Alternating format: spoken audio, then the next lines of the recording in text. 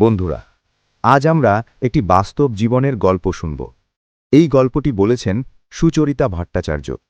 একটি সাক্ষাৎকারে, একটি প্রতিবেদনে তিনি নিজের জীবনের অনেক অজানা কথা সবার সামনে তুলে ধরেছেন, আর সেই কথাগুলোই আজ আমরা সহজভাবে আপনাদের শোনাব। সুচরিতা বলেন, ছোটবেলা থেকেই তার স্বপ্ন ছিল অভিনয় করা। নাচ, গান, মঞ্চ এইসবের মধ্যেই বড় হয়েছেন তিনি। কিন্তু শুধু স্বপ্ন দেখলেই তো হয় না, জীবনে চলার জন্য দরকার কাজ।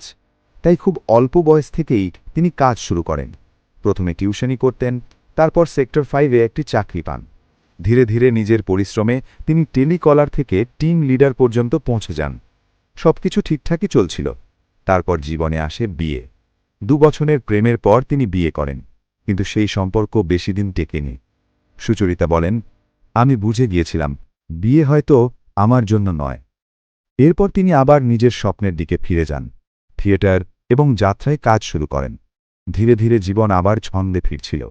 কিন্তু হঠাৎই 2020 সালে শুরু হয় লকডাউন।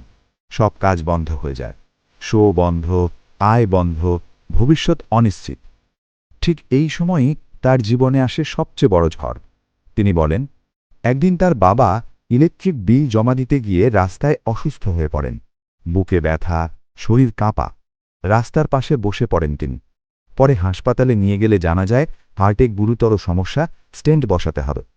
এবার শুরু হয় আসল লড়াই। লকডাউনের সময় সবকিছুই ছিল কঠিন। হাসপাতালে টেস্ট, ওষুধ সবকিছুর জন্য লাগছিল অনেক টাকা। একটা টেস্ট 1300, কখনো 2000। প্রতিদিনই খরচ বাড়ছিল, কিন্তু তাদের কাছে সেই টাকা ছিল না। সুচরিতা বলেন, সেই সময় আমার কাছে একটাই চিন্তা ছিল, যেভাবেই হোক বাবাকে বাঁচাতে হবে। ঠিক তখনই তার মনে পড়ে আগে পাওয়া একটি কাজের অফারের কথা। প্রথমে তিনি সেই কাজ করতে চান, কিন্তু পরিস্থিতি তাকে ভাবতে বাধ্য করে। তিনি বলেন, আমি ভাবলাম এখন সতী সেজে লাভ নেই, আগে আমার বাবাকে বাঁচাতে হবে। এরপর তিনি সেই ইন্ডাস্ট্রিতে কাজ শুরু করেন।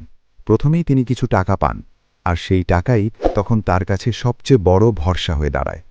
তিনি বলেন, আমি ক্যামেরার সামনে কাজ করেছি, কিন্তু আমার মনে কখনো লাগেনি আমি খারাপ কিছু করছি।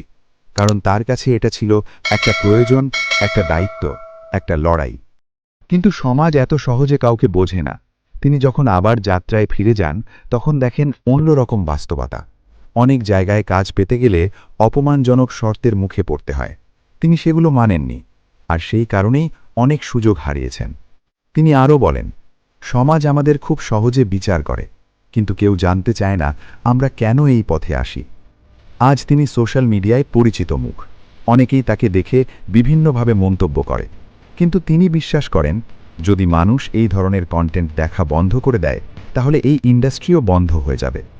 শেষে তিনি একটি গুরুত্বপূর্ণ কথা বলেন, কাউকে জাজ করবেন না, কারণ প্রতিটি মানুষের পেছনে থাকে একটি গল্প। বন্ধুরা, এই ছিল সুচরিতা ভট্টাচার্যের জীবনের কিছু বাস্তব কথা, যা তিনি একটি সাক্ষাৎকারে তুলে ধরেছেন।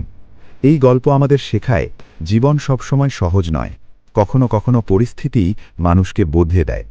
ভিডিওটি ভালো লাগলে লাইক করুন, শেয়ার করুন, আর এমন বাস্তব গল্প শুনতে চ্যানেলটি সাবস্ক্রাইব করতে ভুলবেন না। ধন্যবাদ।